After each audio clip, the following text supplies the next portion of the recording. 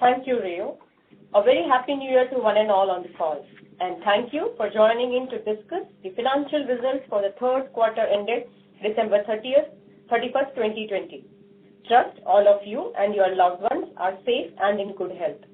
Today, on the call we have with us Mr. Debashish Chatterjee, Chief Executive Officer and Managing Director, MindTree, Mr. Venu Lambu, Executive Director and President, Global Markets, MindTree, Mr. Dayapatra Nevatia, Executive Director and Chief Operating Officer, MindTree, and Mr. Vinit Piridesai, Chief Financial Officer, MindTree. We will begin with a brief overview of the company's Q3 performance, after which we will have the floor open for Q&A. The webcast will be in listen-only mode, but you can post questions. We will take the webcast questions once we complete the questions through the conference call mode. Please note that this call is meant only for the analysts and investors. In case there is anyone from our media fraternity, request you to please disconnect as we just concluded the media briefing. Before I hand over, let me begin with a safe harbor statement.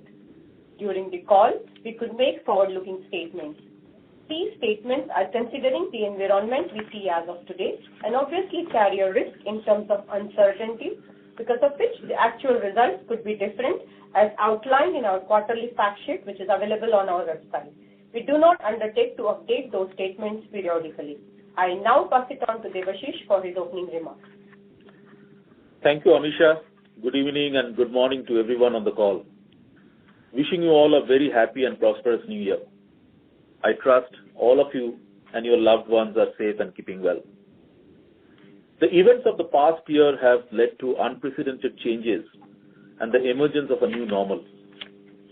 Technology has played a key enabling role here, be it with respect to enhancing customers' behaviors, digitizing and creating new business models, or disrupting long-standing ones.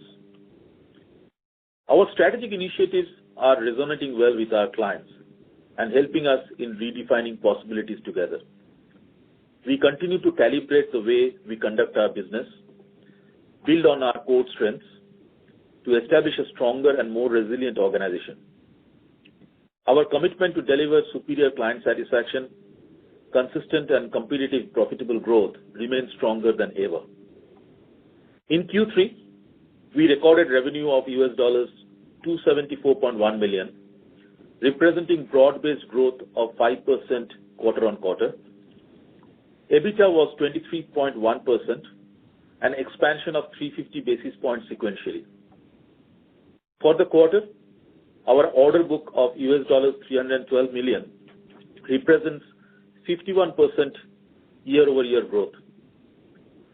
For the 9 months of this financial year, I am pleased to report our order book has crossed the $1 billion mark.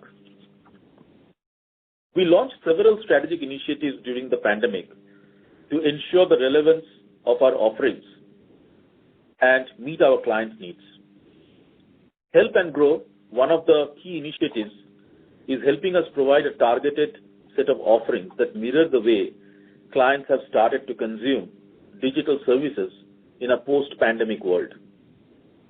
As we know, the new normal requires businesses to be agile, embrace automation and contactless experiences while keeping a sharp focus on security and seamless user experience to make it easier for both the user and the business to engage with each other. In this regard, let me share a few projects we executed during the quarter. We helped a large hospitality chain bring an integrated contactless payment experience to their guests with the ability to detect and prevent possible payment frauds at the time of hotel room reservation.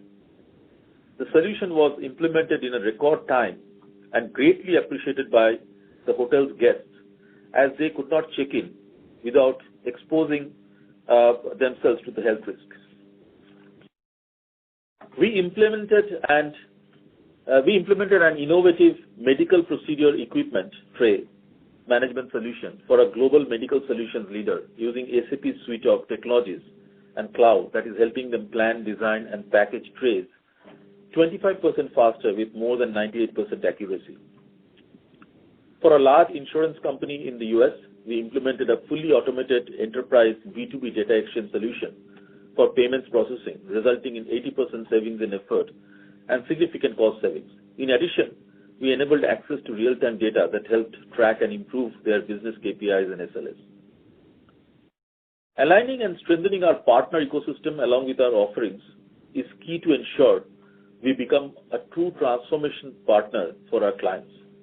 In this journey, our recently announced investments to set up a global Microsoft Azure Experience Center and collaborating with Databricks to offer advanced cloud-based data intelligence are critical steps towards having a constantly future-ready talent and market-relevant services. Before I share further inputs for the quarter, I would like to congratulate MindTree Minds on continuing to exceed clients' expectations in all areas despite the uncertainties of the year. The results of our recently concluded annual customer experience survey is a testament to their dedication, which continues to trend higher in response rate as well as in the satisfaction scores. Now moving on to the financial highlights for the quarter. I'm pleased to share our revenue of $274.1 million for the Q3 were broad-based with sequential growth across all industries, service lines, and geographies. Communications, media, and technology grew 5%. Retail, CPG, and manufacturing grew 5.8%. Banking, financial, and insurance grew 0.8%. Travel, transport, and hospitality grew 13% sequentially. Amongst the geographies, North America contributed 77%. Continental Europe, UK, and Ireland contributed together 15%, and Asia Pacific 8% of the overall revenues. We are seeing very good traction across the four clearly defined service lines, whether it is the kind of deals we are pursuing or the conversations we are having with our clients. With that, I would like to call out the revenue contribution from our service lines. Customer success, 38%, data and intelligence, 15%, cloud, 19%, and enterprise IT, 28%. We had several notable wins across industries. Let me touch upon a few. We have been chosen to drive the digital transformation journey of a leading global wind turbine manufacturer. As a part of this 5-year deal, MindTree will simplify, modernize, and transform the entire IT landscape of the client globally while providing scalability to support the company's growth plans. We partnered with a large global airline as their strategic technology partner to enhance consumer experience on their mobile digital platforms. MindTree will provide application development and maintenance services to enhance the features of the mobile application, along with upgrading the underlying services layer.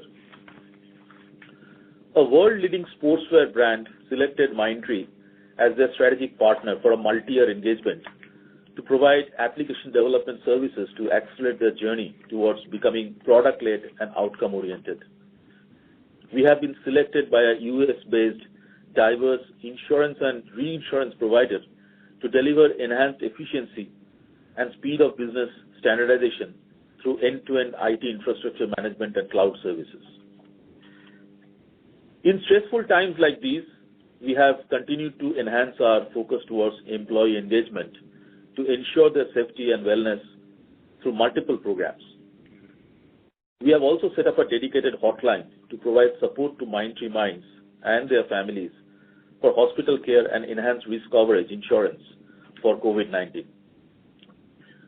Our efforts have been recognized by the Society of Human Resources Management, who conferred upon us the 2020 HR Excellence Award for Best Practices. We continue to onboard new hires on our digital platform, and at the end of Q3, we had over 22,000 MindTree Minds in the organization. We have honored all our offers to the campus minds and have been onboarding regularly in batches, with the last batch getting onboarded next month. We are also very happy to report we have completed our promotion cycle as planned and also delivering increments across the board effective January. We continue to witness an increase in learning hours and enthusiastic participation from MindTree Minds in terms of reskilling themselves in emerging technologies. Our enhanced people engagement initiatives contributed in the reduction of attrition to to 12.5% for the quarter from 13.8% in Q2. Social responsibility continues to be an integral part of our DNA. We aim to cultivate a responsible corporate culture and a balanced approach to business by addressing social and environmental challenges. A few highlights are, in partnership with Radio City, we designed a program to motivate inmates of the Bangalore Central Prison, including 50 trained radio jockeys from 5,000 prison inmates, to broadcast on special days. MindTree, along with NCP awarded individuals and organizations promoting equal employment opportunities and enabling work environment for people with special needs. MindTree announced as a top performer with a score of A- in the 2020 Climate Change Ranking by Carbon Disclosure Project. Now let me pass on to my colleague Vinit, who will share our financial highlights. Thank you, DC. Good evening, good morning to all of you. I wish all of you happy and prosperous 2021. It has been a robust quarter in terms of revenue growth across all verticals and service lines, strong margin expansion, healthy order book, and a resilient balance sheet. The revenue growth of 5% in USD terms is the highest Q3 sequential growth in a decade. Our reported EBITDA margin for the quarter is at 23.1% compared to 19.6% in Q2. Again, this is the highest quarterly margin recorded in a decade. This clearly reaffirms our commitment to achieve and drive profitable growth. 350 basis points of improvement in the EBITDA margin is led by revenue growth and operational efficiencies. The effective tax rate for the quarter is at 26.6% as compared to 26.4% in second quarter. Net forex gain for the quarter is at $3.5 million. Profit after tax margins for the quarter is at 16.1% as compared to 13.2% in Q2. PAT in absolute terms is at $44.2 million, resulting into earnings per share of 19 rupees 80 paise for the quarter as compared to 15 rupees 40 paise in Q2. Strong collections during the quarter led to the reduction of the DSO by 4 days. For the quarter, the DSO now stands at 61 days. Our cash flow from operations continue to remain strong. For the quarter, EBITDA to operating cash flow is at 125.9% and to free cash flow is at 123.9%. Our utilization, including trainees, increased by 4.2% for the quarter, leading to 83.1%. Our contractual pricing for the quarter remains stable. Our order book for the quarter is at $312 million for Q3 and $1 billion for the first 9 months. As of 31st December, our cash flow hedges are at $1.043 million. Hedges on balance sheet are at $81 million and options of $21 million. I now hand it over back to DC to cover on demand and outlook. Thank you, Vinit. Our 4x4x4 strategy is resonating very well with our clients. We continue to witness strong demand across our focused service lines, industries, and geographies. Our strategic investments in people, technology, and partnerships are opening numerous opportunities for us to redefine possibilities for our clients. Our pipeline continues to be healthy and strong. Continuing our journey of profitable growth, we expect the growth momentum to continue in the coming quarters. I now pass this back to the operator to open up to questions. Thank you very much. We will now begin the question and answer session. Anyone who wishes to ask a question may press star and 1 on their touchtone telephone. If you wish to remove yourself from the question queue, you may press star and 2. Participants are requested to use handsets while asking questions. Ladies and gentlemen, we will wait for a moment while the question queue assembles. To ask questions, please press star and 1.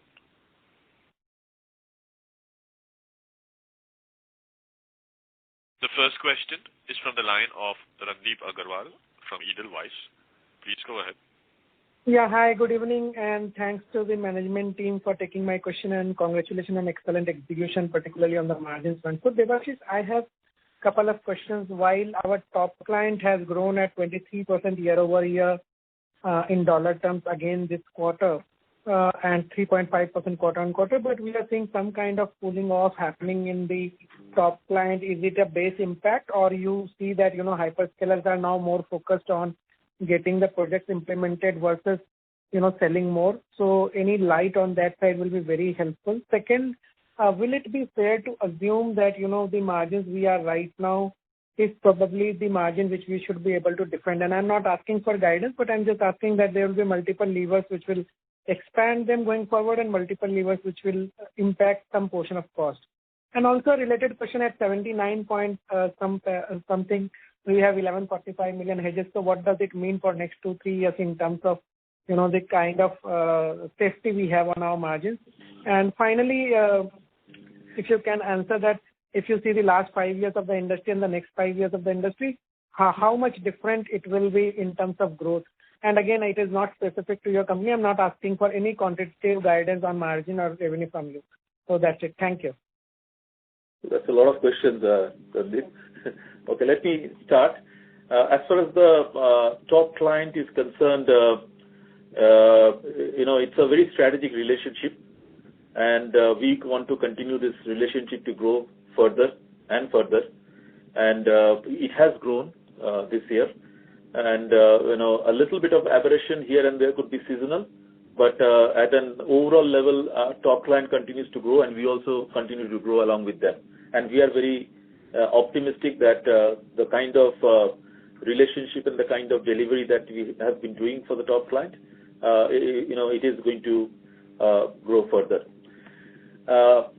In terms of margin, there will be always headwinds. Like, for example, we have announced that we will be doing increments across the board, and that is going to be there will be some headwinds because of that in the next quarter. But if you have been following our commentary, we have been always talking about profitable growth, and we have also improved the margin by putting together certain specific programs which are long-term programs. So by virtue of all these programs which we have already put in place, I think it is fair to say that we are confident that we should be able to sustain the margin at 20 plus as we go into the next quarters. So and before I hand it over to Vineet on the hedges, I think in terms of the growth in the industry last 5 years and next 5 years, probably it's the only thing I can say is that what has been driving the growth earlier and what will drive the growth in the future could be different. But from our perspective, we have ensured that we have a good strategy in place. We have a very focused strategy, and we are confident that if we execute to the strategy, then we should be able to have a good industry-leading growth. So with that, let me hand it over to Vineet for the question of the hedges. So Randeep, on hedging is our continuous strategy. So we hedge typically for a period of 36 months on an ongoing basis, looking at exposures at different point of time.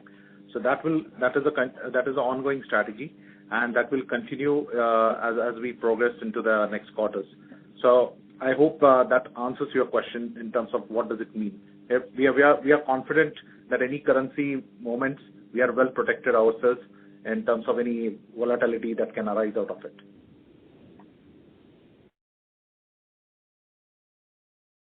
Yeah. Okay. Thank you. Thanks a lot, and best of luck for the current quarter. Thank you. Thank you. The next question is from the line of Shashi Bhushan from Axis Capital. Please go ahead. Yeah, thanks for taking my question, and congrats on a good quarter. Revenue trajectory for larger peers are stronger compared to ours, despite much higher base. Is it an indication of a structural shift in the industry wherein core transformational, lift shift deals are taken by the companies with bigger balance sheet?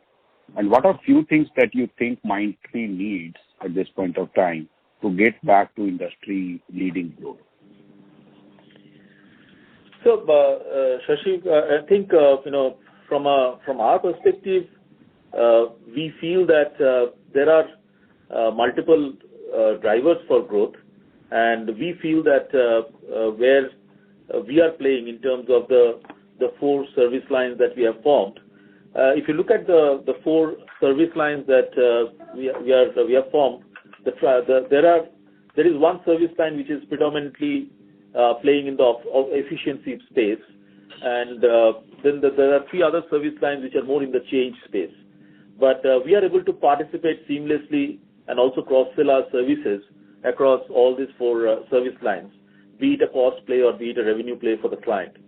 So I think we are very confident that when you talk about the digital transformation, when you talk about customer success, then the data analytics, all these areas, I think we have a equal footing with respect to anybody else. I don't think there is any reason for us to believe that we are at a disadvantage over there. And in terms of what MindTree needs, I think we are definitely going on building on our existing capabilities, and we are also very keen at this point of time to look at inorganic as well as we go along. So that's what I would say. And I know Venu is there. Venu, do you want to add anything? Yeah, sure, DC. The point is, if you actually look at our journey, throughout the year after the COVID, lockdown, which had a significant impact on the travel and hospitality sector. So while that remained as it was in the first quarter, we actually grew on the other sectors significantly, and thereby we still delivered 5% quarter on quarter this quarter. So I would only say that in the context of customer, the size of the vendor is not really one of the selection criteria. I think it's the competencies, it's the agility and speed, and how do we connect the dots to drive end-to-end digital transformation. I think that those are the things which we still continue to hear as the evaluation criteria, not really the size and scale as such. So that's how I put it. Any qualitative or quantitative assessment of the deal pipeline, where it was, say, 6 months back or a year back and where it is right now? Sure. Can you take that? Can I take that? Yeah, please. Sure.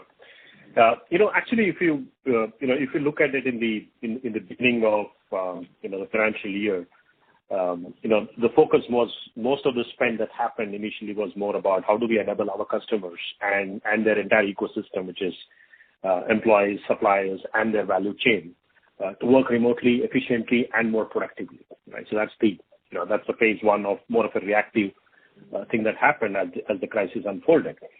But the other 2 mandates that we carried as part of our 4x4 strategy was, how do we help our customers to accelerate the digital transformation, essentially to enhance the revenue play, right? How do we create more revenue avenues for our customers? So there is significant pipeline opportunities in that mandate, which could be in the form of digital engineering, development, product development, and so on, so things, including things that we work on Salesforce and all that areas. The third is about cost takeout agenda, right? Not just from a crisis point of view, but, in general, cost takeout always is one of the important mandate that our customer expects us to support. But the cost mandate driven by modernization, by the means of modernization, by bringing aspects of cloud into that. So we see a pipeline which is in that bracket as well. So in summary, we see pipeline which are essentially to enable our customers' value chain to work remotely, efficiently, and productively. The second is those digital engineering programs to enhance the revenue play of our customers. And the third one is essentially cost takeout, but focused around tech modernization, like cloud is one example. So that's how we see the pipeline traction. The last one for me, how sticky is the margin improvement in the current quarter? Sorry, what was the question? How sticky is the margin improvement in the current quarter? I mean, do we see this more on the structural stuff, or do you think that there would be mean reversal back to the mid-teen kind of operating margin? So Shashi, as you know that we have been continuously doing cost optimization programs since last year. So we continue to see benefits out of that. You are seeing, with the exception of first quarter, you are seeing there is a quarter-on-quarter growth that is coming in, which is helping us in managing our overall cost in a better way. Obviously, as we get into the next quarter, we have a couple of headwinds in terms of the increments that have been announced. But our efforts on cost optimization and efficiency programs will continue. So net, we are confident that despite of the headwinds that are coming to us on Q4, we will be able to sustain our margins in the 20% plus range. Well, thanks and all the best for situating here. Thank you. Before we take the next question, we'd like to inform participants that in order that the management is able to address questions from all participants in the conference, please limit your questions to one per participant. Should you have a follow-up question, we request you to rejoin the queue. The next question is from the line of Sudhir Guntupalli from ICICI Securities. Please go ahead. Yeah, good evening, gentlemen. Thanks for giving me this opportunity and congratulations on a great set of numbers. DC, if you look at the margins, we understand there are some COVID-led benefits which may not be fully sustainable in the new normal. Keeping that COVID variable aside and looking at just the company-specific changes that MindTree had undertaken post you took charge, be it the change in portfolio mix, higher focus on annuity, rationalization of tail accounts, so on and so forth. If we were to factor in just these micro-level operating/cost structure variables, what according to you will be the sustainable operational metrics like utilizations or on-site offshore? And subsequently, maybe if you can throw some color on margins. No, look, I mean, Sudhir, you cannot just pinpoint one and not the other, and there are multiple levers that you look at when you talk about margin. It could be the ability to offshore, it's your pyramid, it's your utilization. All these things kind of play a role, and that's why you need to have a program to drive all these things over a period of time, so that there is a rigor in terms of driving those matrices. So what you see over there in terms of margin, yes, definitely there has been certain benefits in terms of which are COVID-led. But I think the significant improvement that you see is because of the processes that we put in place in terms of some of the levers which we are monitoring and which we want to improve over a period of time. That's why you see the improvement in margin consistently over the several quarters that we have been reporting. So just to give you an example, and all these things are available in the fact sheet. Our utilization has gone up significantly. I mean, if you look at the utilization same time last year and the same quarter last year and the utilization this quarter, it's more than 7% improvement. Same way, there is a significant improvement in terms of offshoring as well. So I think these are multiple initiatives that we are driving, and that's the reason why it gives us the confidence that even if there are headwinds going forward, and headwinds will always be there, but we are very confident that we can sustain the margin at 20 plus, which is what we have been talking about, that we should be able to sustain the margin as we go forward. Sure, sir. And actually, flip side of the previous question on why utilization shot up so much and why was our hiring during the quarter not so strong vis-a-vis, let's say, some other companies which reported so far. Does that in any way reflect our, let's say, view on the demand visibility in the coming quarters, given that there is some time to market, training, etc. involved when we hire people to cater to incremental demand? I think let me ask Dayapatra to answer that. Sure, DC. So basically, what we did is we embarked on a very aggressive reskilling program a couple of quarters back. Because when the COVID hit, there was so much uncertainty around, we didn't want to add to our bench and hire aggressively. So we focused more on the reskilling of our employees, and that has helped us tremendously in absorption of the bench and thereby improvement of utilization. However, having said that, now that our utilization has touched 83% plus, we have started aggressively hiring both lateral as well as campus minds. And the hiring in last couple of months has accelerated quite significantly, and that's how we see going forward into this quarter. Sure, sir. Thanks. That's it from my side, and all the best for the future. Thank you. Thank you. The next question is from the line of Manik Taneja from JM Financial. Please go ahead. Hi, thank you for the opportunity and congratulations to the team for excellent execution from margin standpoint. My question was related to what we've seen from a client metric standpoint. We've been cutting a long tail of accounts over the last probably 21 months. Just wanted to understand where are we in that journey. And the second question was related to the utilization rate. Is there a structural shift to the sustainable level of utilization that we should think MindTree can operate at going forward, given the fact that business has moved towards some higher offshore delivery? Thank you. So let me talk on the client metrics, and then I'll let Dayapatra comment on the utilization. So in terms of client metrics and long tail, this is something that I had articulated as a vision very early after I took over, in which I said that it is probably very important to look at the strategic clients and build stronger penetration into the strategic clients, and it is better use of our overall bandwidth, to manage a set of clients and not have a very long tail. And it's a journey that we embarked on, which was kind of slowed down during the pandemic a little bit, because what we did not want is any of our clients to get impacted because we kind of don't support them during the pandemic. So, but having said that, we have almost from a number of clients perspective, more than 20% of our tail is kind of taken out, and this journey will continue. There is nothing like a fixed date or anything, because we will continue the journey keeping in mind that none of our existing clients get impacted because of whatever we are doing. But it's very clear that we do want to focus in terms of the strategic clients. And as we have done the rationalization of the long tail, we have never had any impact in terms of our revenues as well. So let me hand it over to Dayapatra for the question on utilization. Thanks, DC. So Manik, as you said, you alluded to, offshore percentage has definitely gone up in the last couple of quarters. And a lot of that is as a result of the pandemic, where clients have seen that there is a huge possibility of work being done remotely. And I clearly see that trend to continue going into next few quarters.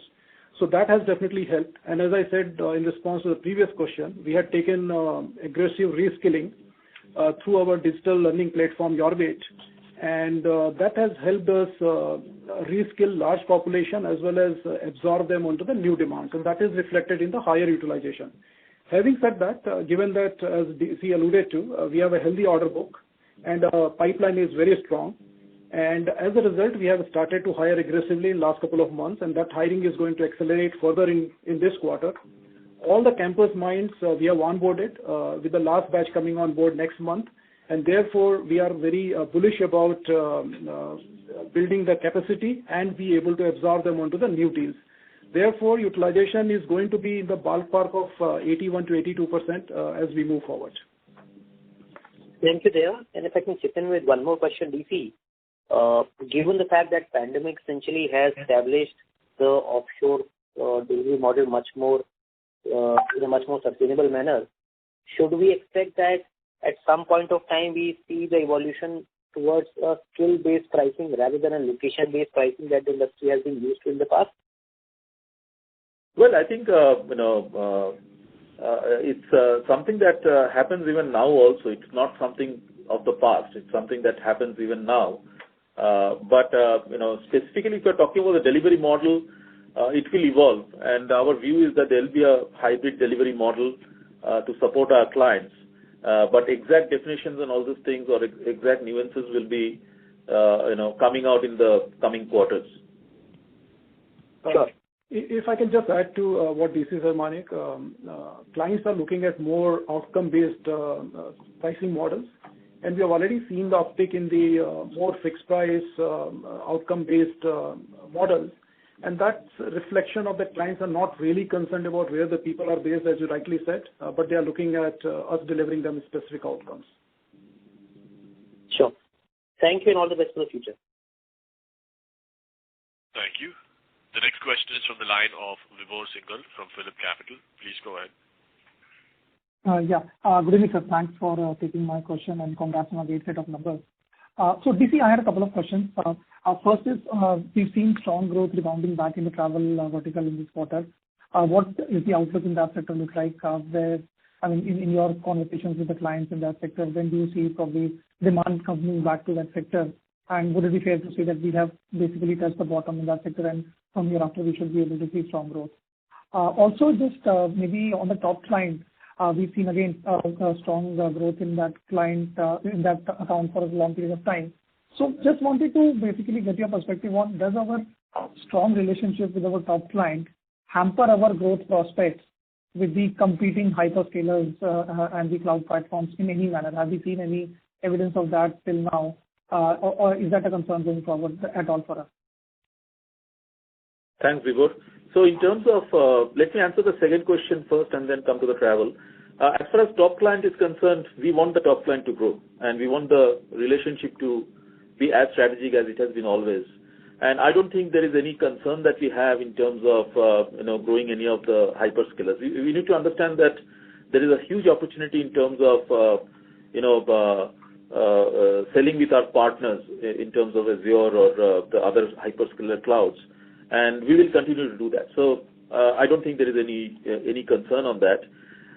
In terms of travel vertical, yes, we had mentioned in the last in the last call that we have not lost any clients, and we were lost any clients in the travel. It did ramp down because of the client's situation, and we also talked about early green shoots in terms of some of the clients. So what you see over here is a reflection of some clients who are trying to come back with some of the initiatives they used to drive earlier. But I can say that it's too early to say in terms of when the full recovery will happen. I think it will still be, we are still several quarters away in terms of a full-blown recovery, and the recovery will depend on how travel and hospitality is opened up in every geography across geography across the world. But it is fair to say that probably we had reached the bottom. Fair enough. But just to follow up on my first question that you answered, what I meant to ask was, from the client side, do we see any inhibition from the clients, from the other competing hyperscalers in basically partnering with us, given that they know our strong relationship with our top client? No, I don't think so. No, not at all. Good to hear that, sir. If I could just squeeze one more question for Vineet. Vineet, in the first half, we have seen a strong margin expansion and that was primarily driven by lower SG&A. And in the last 2 quarters, and specifically in this quarter, we've seen a very strong gross margin expansion, which was largely led by high utilization. So do you believe on both the fronts we have squeezed as much amount of, let's say, the levers that we could have? And going forward, I think the benefits, the tailwinds could, or the benefit from these levers could be very, very limited. Or do you still see some room in, let's say, either utilization or other expenses that could potentially negate the impact of, let's say, the salary hike or the travel costs coming back in the next year or so? So, meaning to ask, is there still enough room in any of these levers that you see going forward? So that is a ongoing process whereby we will continue to find out opportunities. There are few programs for which there will be certain benefits that will be coming in. I also, as I mentioned in our last call, we have now reached a stage of comfortable margin zone compared to how we have been performing historically. Now this is also a time for us to make investments into people, into technology, into domain expertise. So these are investments which will drive down some of these performance and also partly fund some of the efficiencies that will be coming in. Growth, an important lever for us that will continue to deliver us some extra margins on an ongoing basis. So net, we are confident of delivering and sustaining our margins in the trajectory of 20 plus. But on the way, there can be few ups and downs, which you need to factor in. Sure. That's very helpful. Thanks for taking my questions and wish you all the best. Thank you. Thank you. Before we take the next question, a reminder to participants to please limit your questions to one per participant. The next question is from the line of Mohit Jain from Anand Rathi. Please go ahead. Sir, one is on the revenue outlook, like you mentioned about maintaining the momentum from 3Q onwards. But if I look at your YOY numbers, with the exception of top client, most of the numbers look down. So what is pulling up this momentum? And if you have any outlook to share on the enterprise side, especially BFSI and travel and hospitality, that would be great from a YOY perspective. And second is on the margins. 23% is what you delivered. So is there a one-off in the margins? Because you guys are guiding for 20% plus, which seems too low compared to the third quarter number. Okay, in terms of revenue outlook, if you look at the overall growth, and if you look at geography-wise as well as industry-wise, it has been fairly broad-based, and we are pretty confident that as we are looking at the deals that we have closed in the last quarter, and as we do the ramp up, the pipeline is pretty healthy, the order book is pretty robust. Given all these things, we are very confident that we will continue to deliver profitable growth, and the momentum will continue. In terms of specific client movements, yes, that can happen, but at a broad level, we are very confident that we will keep growing. I think I gave some commentary on travel and hospitality. We have got significant. Right, sir. I was specifically referring to the client within our top 2 to, because if I look at it from a YOY perspective, top 2 to 5 is also down, 6 to 10 is also down. No, I think probably what we should look at is look at the top 20 as well as look at the growth that we are having beyond that as well. So when you talk about mining the strategy accounts, we have a plan in place to mine all the accounts beyond that as well. So by when do you expect the travel vertical revenue to sort of regain where we were, like 12 months, 18 months? Is there any outlook you can share there? No, I think, as far as, if you look at even within the top 2 to 5, this is the last 12 months. Another thing you have to understand is that there were quite a few travel clients within that. So those travel clients would have, significantly come down, and because of the impact of COVID. So now that impact of COVID will kind of reduce a little bit, and I think there will be some changes that you will see as we go along. Okay. Vinny, do you want to add anything?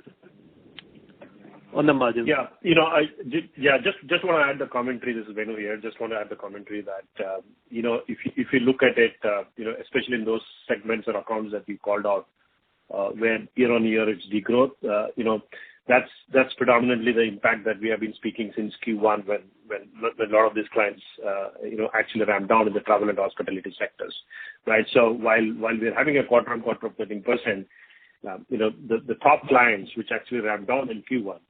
Are not really showing a big appetite for spend yet, right? So that's why you see a contradictory of a growth percentage being double digit, and then your top 3-4 clients, are not showing the growth. Yeah, understood. So on the margin front, the commentary that we have made earlier as well is that we want to take the margin to a comfortable band and also sustain the margin. So when I said 20+%, we did not really put a number over there. All that I can say is that we are very confident that we can sustain the margin 20 plus, and you have to also appreciate that we will be making some investments to drive the growth. So that's why we keep using the word profitable growth.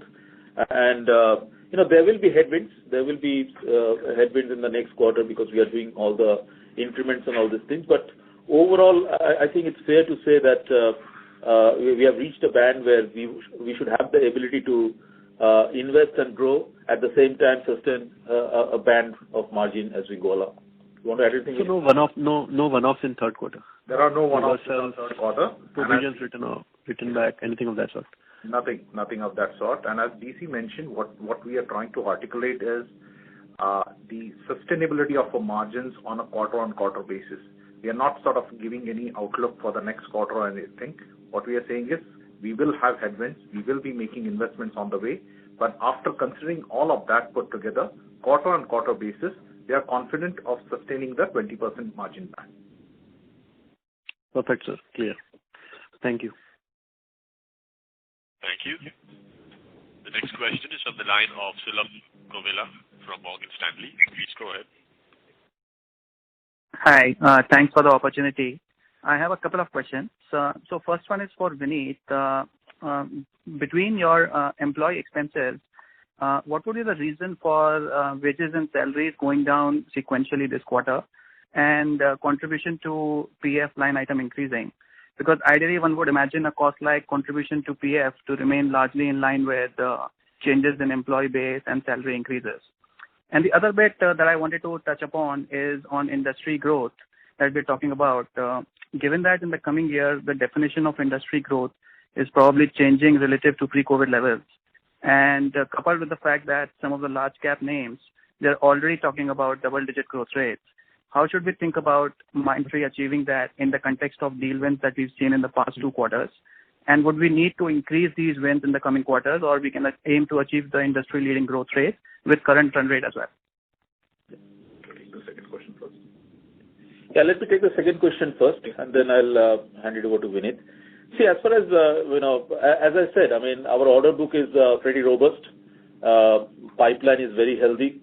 And we have the deals that we have signed in the last quarter, they're all kind of ramping up. We hope to close more deals in the coming quarter and the next quarter, so on and so forth. And our focus is to drive the profitable growth. So there is no reason for us to believe that we also cannot deliver industry-leading growth as we go along. And the growth momentum will continue in the coming quarters as well. Vineet, you want to take this? Yeah.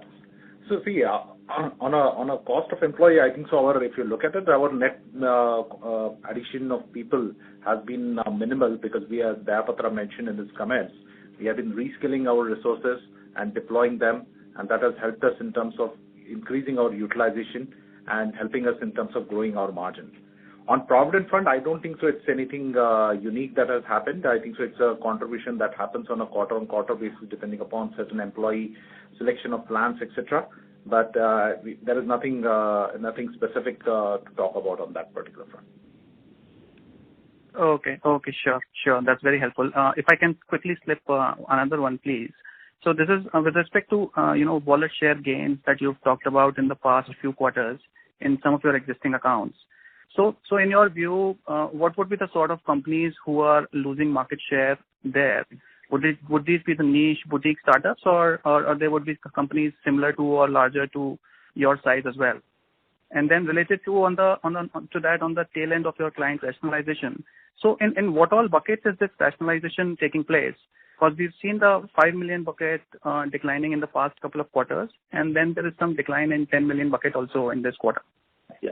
No, I don't think you asked a lot of questions. Let me answer the 5 million, 10 million documents, whatever client, what you see over there in terms of that's basically the fact is that many of our travel clients who are part of that bucket, the full impact of COVID is now reflected because it's kind of more than 12 months now. It is last 12 months data. So that's what you see. But if we talk about specifically with respect to the tail rationalization, that's something which we have been running as a program. We almost rationalized almost 20% of the long tail. But we also said that we will only do it at the convenience of the client and we will never have a disruption. It should also not impact our revenues. And during COVID, it did slow down because many of our clients, we didn't want them to be inconvenienced by saying that, we just don't want to support them. So, but the program continues and the journey continues. Our focus is still the same. We will continue to build deeper relationship with our strategic clients so that we invest more energy in nurturing a smaller set of clients rather than a larger set of clients. I don't know what was the first question. I forgot. DC, that was on wallet share. Yeah. Okay. Do you want to take it, Venu? Yeah, I'll take that, DC. So, actually, if you look at the accounts where we have seen, a growth and, is essentially we've increased the wallet share with a combination of both, right? So where the spend of some of the tier one companies have also shifted to us. It may be because there are certain specific area of service lines where our competency was seen and it is much significant in that context. So hence there is that consolidation of wallet share that happened. The second is also there are a lot of vendors who were built up in the pre-COVID levels in any enterprise. So when they look at the consolidation, which are fairly disparate, that comes with the different flavors, right? The tier 2, tier 3 startups, as well as some of the large established corporations as well. So it has come with a combination of both, but most of the time it is driven with the consolidation for a particular competency rather than the size or the scale. Thanks. That's very helpful. Thank you. The next question is from the line of Rishi Jhunjhunwala from IIFL. Please go ahead. Yeah, thanks for the opportunity and great set of results. A couple of questions from my side. One, on your comment around profitable growth, and apologies if I sound repetitive, but if you really look at, our mid-cap peers are probably now at industry leading, but we are lagging behind a few of our peers. Can you come closer to your mic and repeat your question? Yeah. Is this better now? Yes, right. Okay, great. So, on profitable growth, so I was mentioning that, our margins are now probably industry leading. However, growth is where we have kind of, lagged over the past year or so. Just wanted to get some more understanding in terms of, do you feel better to be, industry leading on the growth side and while still maintain margins which are, similar to where peers are, and as a result increase overall investment? Or do you think that, we can maintain a fairly elevated profitability and still want to maintain growth which is in line with the industry? What would be your preference? No, I think, first of all, we did not talk about industry leading in terms of margin. What we said is that we do want to have industry leading growth, but also want to maintain the profitability to a band which is comfortable, so that we can continue to do the investments as we sustain the margin.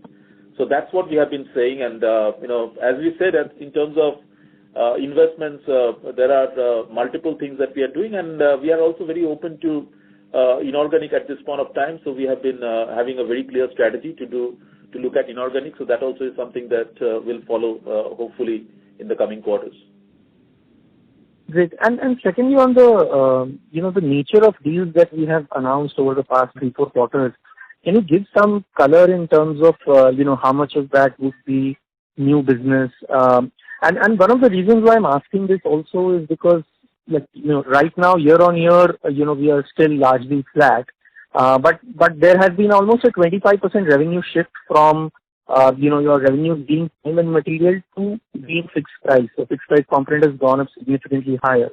So, has that been a function of subsequent, substantially high renewals, which is also reflecting in our deal wins, or, we still have a fairly balanced mix of new versus existing business? So we have a fairly good balance of new. As you can see that in every quarter we are adding a set of new logos. And when we are adding these new logos, I think there's a very clear strategy to go after strategic clients and strategic logos so that we can build it out. And I would say that at this point of time, we have to also appreciate that the growth that you see in the last 2 quarters, one of the industries have not really grown. So a lot of growth has happened in the other industries. Instead of travel for that. I mean, travel, there are green shoots, but bulk of the growth has happened in the other industries. So essentially, we are in a very comfortable position. We see the nature of deals, if you ask me, is aligned to our overall service line strategy. We see a lot of deals which are in the areas of customer success, data and cloud. And also there are some cost takeouts also where we are able to participate. But there is a great opportunity for us to work with our clients, and we can provide the end-to-end services across the 4 service lines. So that's how we see the deals, and the pipeline looks pretty good, and it's a good combination of existing as well as new logos and new deals. Venu, do you want to add anything? No, DC, I think you pretty much covered. And, even in the script that DC spoke about at the beginning of the call, and if you look at those 4 deals that were mentioned, they're fairly, strategic in the nature, in the sense they're new engagements, new customers, more focused towards multi-year kind of engagements. And we did announce a couple of them over the last month or so, which are multi-year contracts as well. Great. Thank you so much. Thank you. The next question is from the line of Dipesh Mehta from Emkay Global. Please go ahead. Yeah, thanks for the opportunity. 2 questions from my side. First, DC, can you help us provide some progress what we made on growing our annuity revenue, how it is shaping up over last few quarters, and whether we have witnessed any change in deal tenure. So if you look, let's say, $1 billion, what we are seeing for 9 months, any change in deal tenure vis-a-vis maybe last year or last couple of years? Second question for Vineet. If you look this quarter, some provision for provident fund is there in note number 34F. If one adjusts for it, this quarter QOQ margin expansion is almost 650 to 700 basis points. So it is almost 26.3 if one adjusts for the provision, which is, in my opinion, seems to be exceptional. So from 26, what we delivered this quarter, how one should look your margin trajectory Q4 as well as next year? Thank you. So Dipesh, on the deals, I would say, the kind of deals that we are signing are fairly multi-year tenure deals. In fact, I would say compared to similar time last quarter when we started making similar time last year, when we started talking about annuity and multi-year deals, we had just started the journey. But at this point of time, many of the deals that we have been signing are definitely multi-year, because there is a tremendous focus in terms of the team to get into engagements which are multi-year engagements, which kind of give you sort of annuity over a period of time. I may not be able to call out specific numbers right now, but we are very happy with the progress that we have made in terms of our journey to create more and more multi-year deals. Vineet, you want to take the next question? Yeah. So, again, I mentioned this about in my earlier comment, that it's not that there is anything exceptional that has happened. I think so that's not the way you should be reading it, because there are always some ups and some downs that typically happen in our P&L. What we are saying is that yes, that expansion has happened, and but we will be also making investments on the way. We have headwinds on account of increments coming up in next quarter. So on an ongoing basis, our story will continue to deliver our sustainable margins of 20% plus. That's what you should look at. We are not talking about a specific quarter performance. You should look at it on an ongoing basis. What's the confidence of management looking at? No, that is fair, Vineet, but because it has substantially expanded, we just want to understand what played out. Now that gives us some clue about how it should, because 20 what you are indicating versus where you are is 26, adjusted for one-off. So there is a big gap, and that's why I just want to probe further to get some better clarity how one should understand it. No, that's not that you should not first of all consider it as a one-off. As we said in our earlier contact, that there is a growth that has come in. This is a completely organic growth. You should look at it. We are growing up in terms of our utilization. Earlier, our hiring was limited in the first quarters. Now we are looking at making incremental hiring in the coming quarters. So all that put together, you will see some headwinds coming in. And that's why we are saying, and we want to make these investments on an ongoing basis. So I think so you should not look at that as a one-off. You should look at it more from a sustainability perspective. Okay, thanks. Thank you. The next question is from the line of Girish Pai from Nirmal Bang. Please go ahead. Yeah, thanks for the opportunity. I have a couple of questions. DC, you may have probably given price concessions at the start of the pandemic. Have all of those been reversed? That's point number one. Second, I recall you making a comment either in the analyst meet or probably in the Q call that you have a healthy pipeline and you're looking forward to a faster conversion going forward. When do you think that is going to happen? So first of all, in terms of I don't think we have given any specific price concessions per se. There were some deferred billing and all those things, but all the things are kind of behind us at this point of time. And that's to specifically with clients who themselves had a very difficult situation in the travel and hospitality, especially during the pandemic. So that's all behind us. And what was the next question? Deal conversions. Deal conversions. Yeah. So as far as deal conversions are concerned, there are two patterns. One is if you're talking about large transformation deals or consolidations, it kind of takes a little bit of time. I think this is where I think there's a little bit of delay. But if there are some deals where customers are trying to do something for their customers, those things are happening pretty fast. Like in the areas of say Salesforce, in customer success, or in the area of moving into cloud, those things are happening pretty fast. So overall, yeah, there may be a delay in conversions based on the specific deals, but we are pretty happy with the way we have managed to convert and create the healthy pipeline. And that's why you see, last first 3 quarters of the financial year, we have more than a $1 billion order book. One last question if I may squeeze in. This promotions and salary increase that you're expecting, you're giving from 1st of January, what could be the impact of that in 4Q? Can you just kind of quantify that if you can?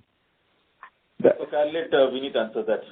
So our expectation... First of all, before Vineet says, I think you need to understand that from a people perspective, we had promised that we'll do the promotions as per our plans.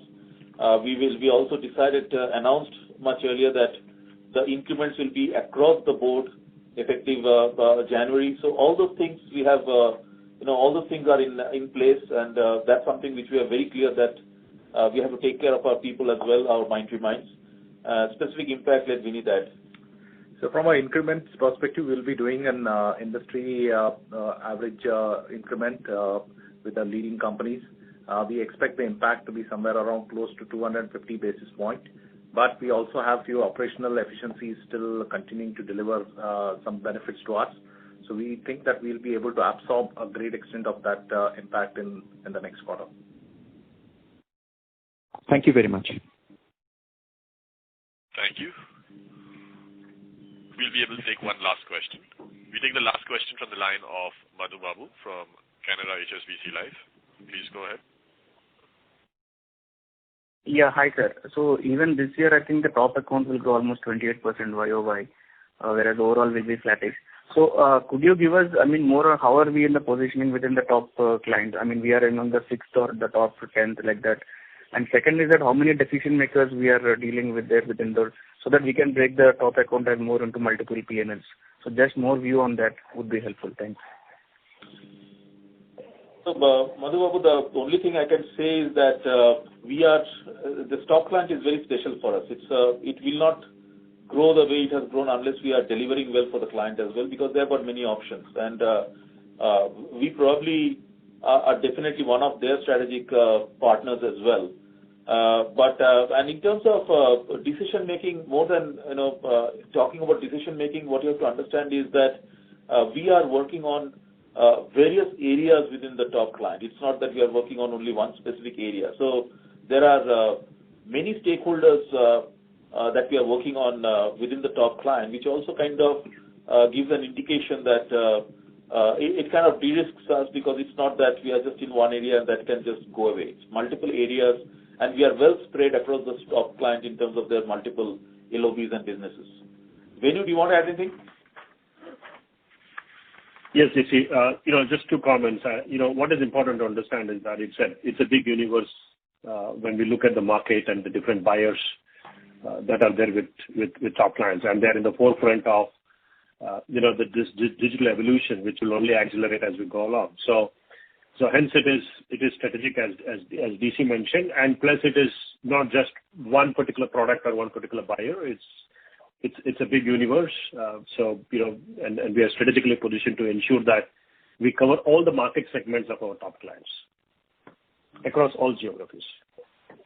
Okay, sir. And just one more on employee transfer deals, which have been the norm now in this last 6 months. Whether the Tier 1 vendors are taking large deals, so are there any deals in our pipeline where we have a decent employee takeover, and what could be the limit where you would look at to look at this option? Yeah, I can say that without getting into specifics, we are also very open and amenable to employee takeovers as well as inorganic as we go along. Beyond that, I don't want to call out any specifics, but we are very open at this point of time. Okay, thanks. Thank you very much. We'll take that as the last question. I would now like to hand the conference back to Mr. Debashish Chatterjee for closing comments. Yeah, thank you everybody for joining this call. Just in closing, our strategy continues to deliver desired outcomes quarter over quarter on all fronts by building on existing strengths and realigning our capabilities. We are creating further competitive advantage for our clients. Our strong results of 5% quarter-on-quarter revenue growth, 350 basis points of margin expansion quarter-on-quarter, and an accelerated order book growth of 51% year-over-year reflect the strength of our disciplined execution. We will continue to be the go-to partner for digital transformation for our clients. Continuing our journey of profitable growth, we expect the growth momentum to continue in the coming quarters as well. Thank you, stay safe, and be in good health. Thank you everyone for joining the call. It's always a pleasure to connect with you, and we all look forward to speak with you in the coming months during the quarter. Stay safe and have a good evening. Thank you very much.